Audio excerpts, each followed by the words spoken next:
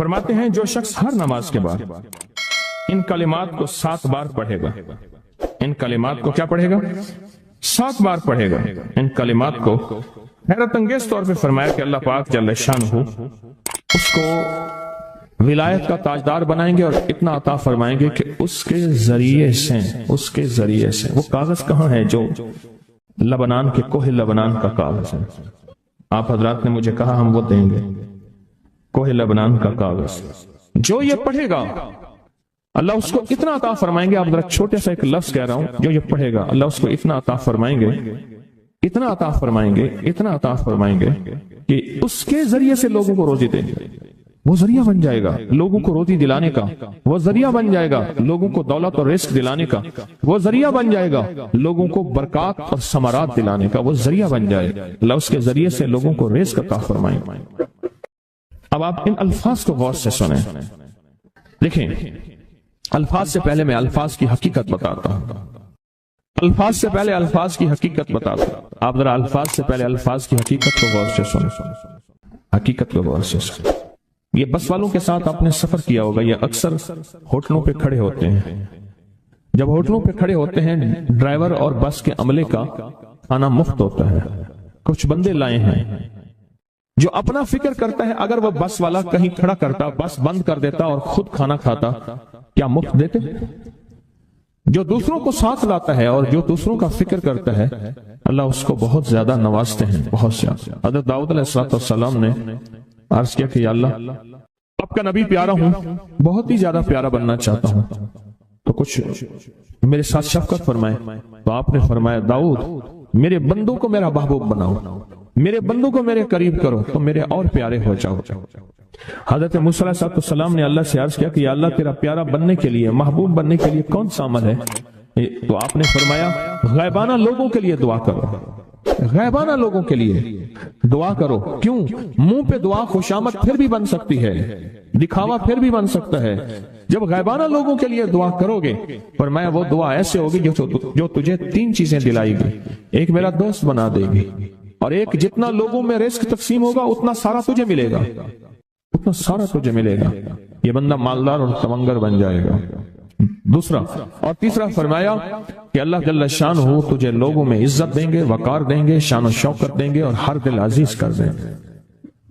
صرف اپنے مزاج سے نکلا ہے، اپنی سوچ سے نکلا ہے میری جنت ہو، میری قبر ہو، میری آخرت ہو، بس اور کوئی جائے نہیں.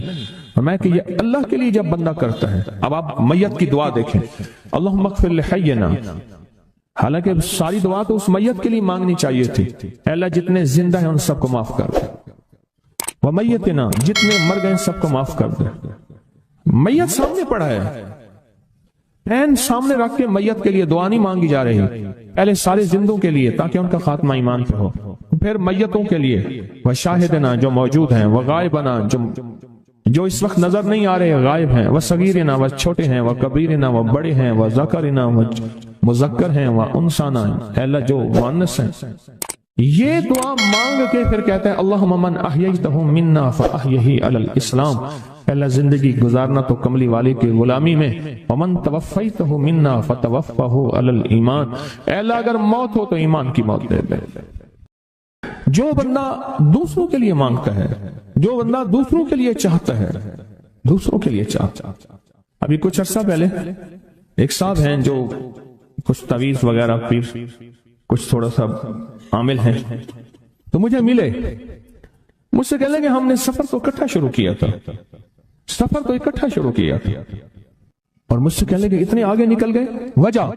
میں نے کہا فرق اتنا ہے، تو نے چھپایا میں نے بتایا، بس تو نے چھپایا میں نے بتایا. کہنے لگا نہیں کوئی اور وجہ ہے. اچھا میں پھر اسے باتیں اور چلتی رہیں. چلتے میں نے اس سے میں نے کہا کہ سورۃ والضحیٰ کا عمل ہے تیرے پاس اور تو پڑھتا ہے کام ہو جاتا ہے. ہنس پڑا، ہاتھ پہ ہاتھ مارا، کہنا ہاں ہے. میں نے کہا وہ بتا دو. بتاؤں گا. میں نے کہا بتا دو فائدہ ہو جائے گا مجھے بھی. اچھا وہ پہلی بات وہ بھول گیا. میں نے کہا تو چھپاتا ہے میں بتاتا ہوں. باتیں ہوتی رہیں لمبی باتوں کے بعد میں نے کہا سورۃ والضحیٰ کا عمل بتاؤ. نہیں بتایا. میں نے کہا تجھ میں اور مجھ میں فرق یہی ہے، میں صورت یہی والضحیٰ کا عمل، میں نے کہا یہی ہے جس کے کاف میں 9 بار یا کری. میں کہا پتا تو مجھ سے کیوں پوچھتا ہے؟ میں نے کہا تجھے یہ بتانا چاہتا تھا تو چھپاتا ہے، میں بتاتا. تو مدد اس کے مطابق آتی ہے. اللہ کو اپنی مخلوق اپنے بندے پسند ہیں، جو اپنے بندوں کو اللہ کی بندوں کے راحت کو سوچتا ہے، جو اللہ کے بندوں کی اندر کے درد اور مشکلات اور مسائل کو سوچتا ہے، اللہ پہلے اس کا بھلا کر دیتا ہے. ہو بھلا کر بھلا، ہو بھلا سو بھلے کا بھلا، بھلا کر بھلے کی جگہ بھلا ہوگا. اب یہ جو دعا ہے، یہ جو دعا ہے جو میں آپ کو بتانے لگا ہوں، اب اس کے لفظوں پہ غور کریں. اللہم اغفر لامت محمد صلی اللہ علیہ وسلم. اللہ، اب حالانکہ آپ نے لیے پڑھ رہا ہے، اللہ ساری امت محمدیہ کو معاف کر.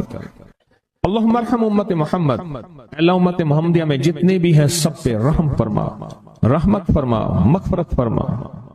اللہم اصلح امت محمد، اللہ امت محمدیہ کی جتنے بھی مشکلات مسائل ہیں ان کی اصلاح کر دے، پریشانیاں دور کر دے. اللہم استر، اللہ ان کے پردے رکھ دے، امت محمدیہ کے پردے رکھ دے، امت محمدیہ کے پردے رکھ دے. اللہ کسی کے پردے نہ ہٹا، اللہ سب کی مغفرت فرما، اللہ پردے رکھ دے، پردے رکھ دے سب. اور اللہم اجبر، اللہم اجبر، کیا فرمایا؟ اللہ ٹوٹے دلوں کو جوڑ دے، جتنے دل ٹوٹے ہوئے ہیں اور دل آپس میں ٹوٹے ہوئے ہیں، آپس میں دل ختم ہو چکے ہیں، گھر ٹوٹنے والے ہیں، طلاقوں تک نوبت پہنچی ہے، یا دل ایسا ٹوٹا ہے کہ مانگ مانگ کے تھک گیا ہے.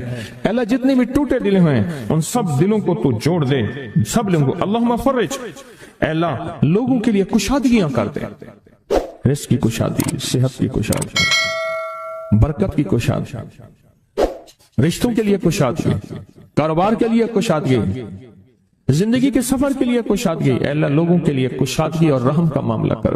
اب آپ سوچیں اس ساری دعا میں ایک دفعہ بھی اپنے لیے مانگا. ایک درویش کے پاس ایک بندہ گیا، حضرت ولایت کا کوئی شارٹ کٹ بتائیں، بالکل آسان راستہ.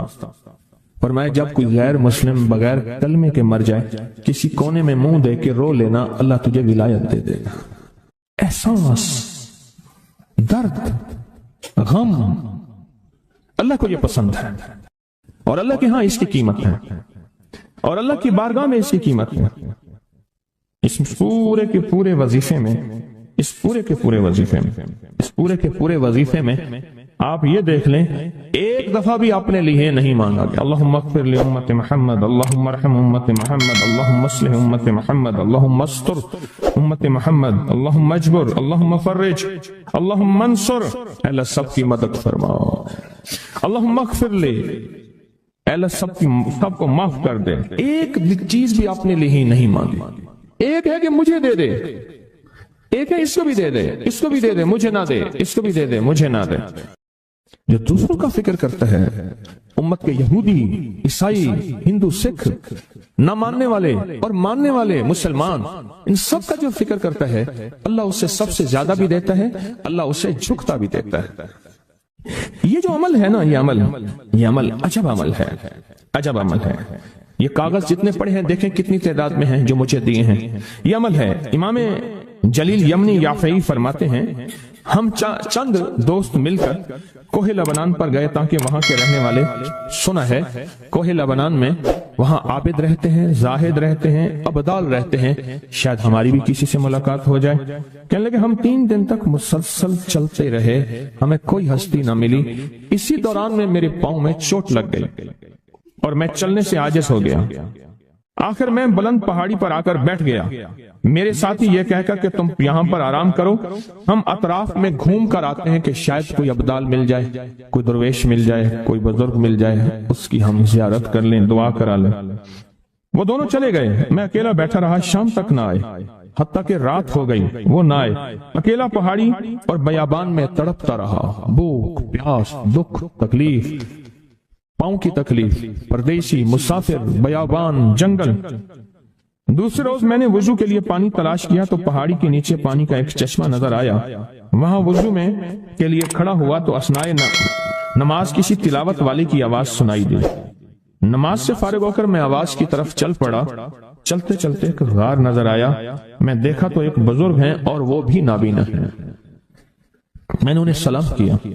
انہوں نے سلام کا جواب کر کے پوچھا انسان ہو یا جن؟ میں نے کہا جی میں آدمی میں سے ہوں، انسانوں میں سے ہوں۔ اور پھر انہوں نے حیرت سے پڑھا لا الہ الا اللہ وحدہ لا شریک لہ، میں یہاں 30 سال سے ہوں اور آج تک میں نے کسی آدمی کو نہیں دیکھا۔ کتنے سال سے؟ 30 سال زندگی کے گزر گئے ہیں، آج تک ایک آدمی نہیں دیکھا۔ تم یہاں کیسے آ گئے؟ تم یہاں کیسے آ گئے؟ تم یہاں کیسے آ گئے؟ تو میں نے کہا کہ تم لگتا ہے تھک گئے ہو، تھوڑی دیر کے لیے سو جاؤ۔ میں آگے چل کے دیکھا تو غار میں 3 قبریں بنی ہوئی تھیں۔ مجھے حیرت ہوئی لیکن تھکان بہت زیادہ تھی، مجھے نیند آ گئی۔ ظہر کی نماز کا وقت ہوا تو انہیں آواز دی کہ اللہ تم پر رحم کرے، اٹھو نماز کا وقت ہے۔ باوجود نابینا ہونے کے اوقات نماز کے ماہر اور واقف تھے۔ میں نے اٹھ کے ان کے ہمراہ نماز پڑھی، اس کے بعد وہ عصر تک تلاوت کرتے رہے۔ جب عصر سے فارغ ہوئے تو کھڑے ہو کر انہوں نے 3 مرتبہ یہ دعا پڑھی جو یہ دعا میں نے ابھی پڑھی ہے، صرف 3 مرتبہ پڑھی، 3 مرتبہ یہ دعا پڑھی۔ عارف شاذلی ابو نعیم اصفہانی کے ساتھ لکھی ہے جب ہم مغرب سے فارغ ہوئے تو میں نے ان سے دریافت کیا یا شیخ آپ امت کی مغفرت والی یہ دعا آپ کو کس نے سکھائی؟ یہ آپ کو موتی ملا تو کہاں سے ملا؟ یہ سن کر اس نابینا بزرگ نے یوں فرمایا جو شخص اس دعا کو روزانہ دن میں صرف 3 بار پڑھ لیتا ہے اللہ اس کو ابدالوں میں شامل کر لیتا ہے۔ اور دنیا میں اس وقت اربوں کی آبادی ہے، کروڑوں کی نہیں، اربوں میں صرف 40 ابدال ہیں، 40 ابدال ہیں پوری دنیا میں۔ اور فرمایا جو شخص اس کو 3 دفعہ صبح شام پڑھ لیتا ہے، 3 دفعہ اس دعا کو روزانہ صرف 3 مرتبہ پڑھ لے اللہ اس کو ابدالوں میں شامل فرما دیتے ہیں۔ پھر میں نے دریافت کیا یا شیخ آپ کو یہ دعا کس نے سکھائی؟ اتنا بتلا دیں۔ اس نابینا شیخ نے فرمایا او اللہ کے بندے یہ ایک راز ہے، اس دعا کی حقیقت سننے کی تم میں طلب تو ہے لیکن تاب نہیں ہے، اس راز کو جاننے کا تحمل تمہارے دل میں کتنا ہو سکتا ہے؟ اتنا کہہ کر خاموش ہو گئے۔ پھر فرمایا کہ عارف باللہ شیخ ابو الحسن شاذلی فرماتے ہیں وہ دعا یہی ہے جو ابدال مانگتے ہیں، ابرار مانگتے ہیں، غوث مانگتے ہیں، ولی مانگتے ہیں، کتب مانگتے ہیں، اولیاء مانگتے ہیں، اور پھر اللہ سے جو مانگتے ہیں وہ ملتا ہے۔ اور اولیاء کاملین نے فرمایا یہ دعا خصوصی طور پہ حضرت خضر علیہ السلام نے سکھائی ہے ان اولیاء کو۔ اللہ کے ولیوں نے اپنی کتابوں میں ایک بات لکھی ہے، ہم نے جب بھی اس دعا کو پڑھا اللہ پاک جل شانہ نے اس سے فوری عطا فرمایا، اللہ نے آج تک اس دعا کے مانگے کا رد نہیں فرمایا۔ ایک واقعہ ہے حضرت علی کرم اللہ وجہہ کا۔ حضرت علی ایک سفر میں تجارت کے سفر میں تشریف لے گئے، سفر تجارت میں آپ تشریف لے گئے۔ جب وہاں آپ تشریف لے گئے تو دیکھا ایک شخص ہے جھونپڑی، اس میں سے کرہانے کی آواز آ رہی ہے۔ آپ اندر تشریف لے گئے تو صاحب خانہ نے اندر سے آواز دی جو بھی صاحب آ رہے ہیں اجازت سے آئیں۔ سمجھ گئے اندر مستورات ہیں۔ وہ صاحب باہر تشریف لے آئے تو پوچھا کیا ہوا، کرہانے کی آواز کیا ہے؟ کہا میری بیٹی ہے جنگل میں لکڑیاں لینے گئی، اس کے اوپر ایک درخت گر گیا کاٹتے کاٹتے اور اس کی وجہ سے اس کی کمر ٹوٹ گئی ہے، اب یہ بستر پہ پڑی ہے، اب یہ بیچاری تکلیفوں اور دکھوں میں۔ آپ نے فرمایا کوئی مسئلہ نہیں، میں ایک عمل کرتا ہوں، تو ایسا کر صرف اس کا کپڑا لے آ۔ آپ نے اس کے کپڑے کو سامنے رکھا، اس کو کہا اس کو پکڑ، اور اس کی طرف یوں انگلی کی اور یہ دعا جو اب ہم پڑھنے لگے ہیں بس یہ دعا پڑھی اور صرف چند بار ہی پڑھی تھی، اندر آوازیں خاموش ہو گئیں، چپ ہو گئے۔ آپ نے فرمایا پوچھو جا کے۔ آپ وہ بندہ اندر گیا تو واپس آیا، کہا بیٹی کو نیند آ گئی ہے، آج کئی ہفتے ہو گئے ہیں سو نہیں سکی، در سے کرہا رہی تھی، اس کو نیند آ گئی ہے۔ آپ فرمانے لگے میں سفر میں جا رہا ہوں، جب واپس آؤں گا نا پھر پوچھوں گا، اگر کوئی تکلیف ہوئی تو پھر دم کروں گا، پھر دعا کروں گا اور انشاءاللہ ٹھیک ہو جائے گی۔ آپ چلے گئے، آگے تشریف لے گئے تو آپ کے ہم سفر تھے، ان کی سواریاں تھیں، ان میں سے ایک گھوڑا تھا جس گھوڑے کو ٹھوکر لگی، چوٹ لگی، اس کے اگلے پاؤں کی ہڈی گھٹنا باہر نکل گیا، وہ ایک طرف ہو کے بیٹھ گیا، اس کا گھوڑا چل نہیں سکتا تھا۔ اس نے آ کے حضرت علی کرم اللہ درخواست کی کہ آقا اس کے لیے کچھ فرما دیں. فرمایا میں اس کے لیے دعا کرتا ہوں یہ ٹھیک ہو جائے گا. اور آپ نے دعا پڑھنا شروع کر دی اور فرمایا یہ اس کے ہاتھ پہ اس کی ٹانگ پہ آپ نے ہاتھ پھیر دیا جو معذور تھی ٹوٹی ہوئی نکلیا ہوا گھٹنا تھا. فرمایا ٹھیک ہو گیا. اور قافلے والوں نے دیکھا وہ گھوڑا سب سے آگے تھا, سب سے سبک رفتار تھا اور سب سے لاجواب تھا. آگے ایک جگہ تشریف لے گئے تو قافلے کو پیاس لگی, پانی کی ضرورت تھی. کنواں دیکھا تو کنواں خشک تھا. آپ نے فرمایا کوئی بات نہیں, یہ دعا پڑھی اور دعا کو پڑھ کے اپنا لعاب کنویں میں ڈال دیا. فرمایا کنویں میں پانی کا ایک جوش اٹھا اور پانی اٹھا اور منڈیر سے باہر نکلا. لوگ پینے لگے تو آپ نے روک دیا. فرمایا مت پیو, کنویں کا جو کھڑا کالا پانی ہے وہ نکل جائے اور پھر شفاف پانی جب نکلا فرمایا یہ پانی پیو, مشکیزیں بھرو, سواریوں کو پلاؤ. قافلہ چلتا رہا. آگے تشریف لے گئے, آگے دیکھا تو کھانا ختم ہو گیا.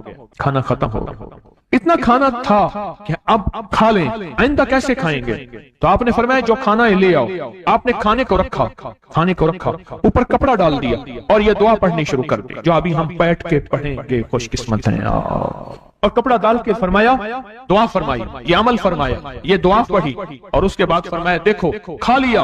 اور فرمایا ہمارا 17 دن کا سفر تھا, اس 17 دن میں ہم نے کھایا, لوگوں کو کھلایا, جہاں لوگ آتے تھے ان کو بٹھاتے تھے. دسترخوان ہمارا تھا چند افراد کا, پھر سینکڑوں لوگوں نے کھایا. 17 دن کے سفر میں تھوڑی سی کمی بھی نہ ہوئی. جب گھر لوٹے تو وہی کا وہی ہمارا خزانہ, کھانا, وہی سارا توشہ موجود تھا. آگے تشریف لے گئے تو ایک تجارت میں ایک دیکھا تو ایک بندہ ہے ٹھیکریوں پہ ٹھیکریاں مار رہا ہے. آپ اس کی طرف تشریف لے گئے, آپ نے اس کو جا کے دیکھا, لگتا ہے کہ تو پرانا جواری ہے. اس نے کہا جوا کھیلتا تھا, سب کچھ ہار بیٹھا ہوں, ہر چیز زندگی ختم ہو گئی ہے. آپ نے فرمایا اچھا ایسا کر توبہ کی نیت کر لے, اللہ سے توبہ کر لے اور پھر میں تیرے لیے دعا بھی کرتا ہوں, عمل بھی کرتا ہوں. تو ایسا کر پتھر پہ پتھر مار, تیرا ہر پتھر سونے کا بنتا جائے گا. آپ بیٹھ گئے, اس نے ویسے ہی پتھر پہ پتھر مارا اور جیسے بیچارہ بے بسی کی حالت میں پہلے مار رہا تھا آپ نے دعا کرنی شروع کر دی, یہ دعا پڑھنی شروع کر دی. اور دعا پڑھتے پڑھتے دیکھا تو لوگوں نے پتھروں کی شکلیں بدلنا شروع ہو گئی اور جو پتھر بھی اس کے ہاتھ میں آیا تھا وہ سارے پتھر سونے کے بن گئے. آپ نے سارا سونا اس کو دیا, چل پڑے. سفر میں آگے جاتے جاتے دیکھا کہ ایک شخص ہے, اس کے ساتھ ایک بچہ ہے, ایک بوڑھی عورت ہے, ایک بوڑھا گدھا ہے اور وہ سارے پیدل چل رہے ہیں, گدھے کو سواری کو ساتھ لیے ہوئے. تو آپ نے پوچھا کیا ہوا؟ انہوں نے کہا ایک سانپ ہے جو اس گدھے پہ مسلط ہے, اس سامنے بیٹھا ہے, وہ نیچے نہیں اتر رہا. ہم نے مارنے کی کوشش کی ہے, اس کی پھونکار سے عصا جل جاتا ہے. اور جلا ہوا عصا دکھایا, ڈنڈا جلا ہوا دکھایا کہ پھونکار سے ڈنڈا جل جاتا ہے. وہ مسلط ہے گدھے پہ, ہم پیدل چل رہے ہیں, منزل پہ ہے, سانپ مسلط ہے, اس کا کوئی حل نہیں. آپ نے فرمایا اس گدھے کو اس جھاڑی سے, اس درخت سے باندھ دو. اور باندھ کے آپ قبلہ رخ ہوئے اور یہ دعا پڑھنی شروع کر دی. اور فرمایا پھر دوسرے رخ ہوئے اور یہ دعا پڑھنی شروع کر دی. اور تیسرے رخ ہوئے اور دعا پڑھنے کے بعد آپ نے اس سانپ پہ پھونک مارا. سانپ چونٹی بن کے چھلانگ لگائی اور غائب ہو گیا. تو انہوں نے پوچھا آقا یہ کیا تھا؟ فرمایا یہ تمہارے اوپر ایک دشمن جن مسلط تھا جو کہ تمہاری جانوں اور عزتوں کا لٹیرا تھا. آخرکار آپ کے غلام نے آپ سے پوچھا آقا اگر آپ یہ دعا ہمیں سکھا دیں, چشمہ فیض سے گر ایک اشارہ ہو جائے, چشمہ فیض سے گر ایک اشارہ ہو جائے, لطف ہو آپ کا اور کام ہمارا ہو جائے. آئیں بسم اللہ کر کے اس دعا کو پہلے سنتے ہیں. یا وہاب حبلی من نعمت الدنیا والآخرہ انک انت الوہاب. اللہ کے ولیوں نے اپنی کتابوں میں ایک بات لکھی ہے, ہم نے جب بھی اس دعا کو پڑھا اللہ پاک جل شانہ نے اسے فوری عطا فرمایا, ورنہ اس کی نسبت عطا فرمائی, اور ورنہ چند لمحوں میں عطا فرمایا, ورنہ چند دنوں میں. اللہ نے آج تک اس دعا کے مانگے کا رد نہیں فرمایا. میری ایک درخواست ہے سورۃ اخلاص 2 تسبیح زندگی کا معمول بنا لیں, اس کو تو کبھی نہ چھوڑیں. کیا خیال ہے؟ 2 تسبیح زندگی کا معمول بنا لیں, اس کو کبھی نہ چھوڑیں. اس کا فائدہ کیا ہوگا؟ اس کے انوکھا فائدہ ہوگا. اللہ پاک نا نور کی برکت سے, اعمال کی برکت سے نسلوں میں نور اور خیر عطا فرماتے ہیں. پھر نسلوں میں وہ نور چلتا ہے, نسلوں میں وہ برکتیں چلتی ہیں. بعض اوقات دوسری نسل میں, بعض اوقات تیسری نسل میں, اور بعض اوقات اسی نسل میں. عرض کر رہا تھا کہ اپنی زندگی میں اس نور کی روشنی کو ساتھ لے کر چلیں. 2 تسبیح سورۃ اخلاص کی تو زندگی میں نہ چھوڑیں. سفر میں جا رہے ہیں, حضر میں جا رہے ہیں, صحیح جا رہے ہیں, पैदल चलते पढ़ लें, गाड़ी चलाते पढ़ लें, गाड़ी में बैठे पढ़ लें, कहीं दफ्तर में बैठ के पढ़ लें, मजबूरन वुजू नहीं तो भी पढ़ लें, पर छोड़े नहीं। क्यों? आपकी जिंदगी में इसका नूर नस्लों में मुंतकिल होगा और इसका नूर नस्लों में जाएगा और नस्लों में रिस्क, दौलत, इज्जत के अल्लाह दरवाजे खोल के दिखाएगा। ऐसा नूर मिलेगा आप सोच नहीं सकते, ऐसा नूर मिलेगा। कौन सा मुसलमान है जो कहता है मुझे सूरत कुल हुवल्लाह, सूरत इखलास नहीं आती? हर बंदे को आती है। अगर कोई कमजोर इल्म रखने वाला है तो थोड़ी सी मेहनत करे, याद करे तो उसको याद हो सकता है, उसको याद हो सकता है। एक मैं आपको अजीब बात बताऊं, शेख अबुल हसन शाज़ली रहमतुल्लाह अलैह, शाज़ली सिलसिला, कि जब तो अल्लाह से खालिस मोहब्बत करना चाहता है और चाहता है कि अल्लाह उसके हबीब की खालिस मोहब्बत तेरे दिल में उतर जाए, अल्लाह उसके हबीब की खालिस मोहब्बत तेरे दिल में उतर जाए, और क़यामत के दिन जब ऐलान हो वमताजुल यौम अय्युहल मुजरिमून, मुजरिम इलादा हो जाएं, हमारे दोस्त इलादा हो जाएं, वली इलादा हो जाएं, बदकार इलादा हो जाएं, तो उस वक्त तो अल्लाह के दोस्तों की लिस्ट में हो तो एक अमल कर ले। फरमाते हैं वो अमल है कि सूरत इखलास को अपने दिल की दुनिया में जगह दे दे। अल्लाहु अकबर। शेख अबुल हसन शाज़ली रहमतुल्लाह अलैह फरमाते हैं, और फरमाया जो सूरत इखलास पढ़ेगा वो हालत ईमान से दुनिया से रुखसत होगा, हालत ईमान दुनिया में से रुखसत होगा और ईमान की आखिरी कैफियत में रुखसत होगा। और एक अल्लाह के वली ने अपना मुशाहिदा बयान किया, मेरे पास लोग आए रिस्क की तंगी में मुब्तला थे, मेरे पास लोग आए बदहाल हो चुके थे, मेरे पास ऐसे लोग आए जिनकी तनख्वाहें बचती नहीं थी, मेरे पास ऐसे लोग आए जिनके घर में झगड़े नाचाकियां थी, और मेरे पास ऐसे लोग आए जिनकी जिंदगियां तंग थी और जो नेकी करना चाहते थे कर नहीं सकते थे, खैर में आना चाहते थे आ नहीं सकते थे, और बुराइयां उनका रास्ता छोटी नहीं थी और नेकी के दरवाजे बंद थे। कहा मैंने उनसे कहा कि 2 तस्बीह सूरत कुल हुवल्लाह की पढ़ लो। जब से उन्होंने पढ़ना शुरू किया सूरत कुल हुवल्लाह उनका जामिन बन गया और सूरत इखलास उनका सहारा बन गई और सूरत इखलास उनका साथी बन गई और सूरत इखलास उनका मुहाफिज बन गई और सूरत इखलास उनका मुआविन बन गई और सूरत इखलास उनको जिंदगी में लेकर चलने वाली रोशनी बन गई, और उनसे सारे अंधेरे छुट गए और सारी जुल्मतें छुट गईं और खैरें और बरकतें उनकी चौखटों, उनके दरों को मालामाल कर दी।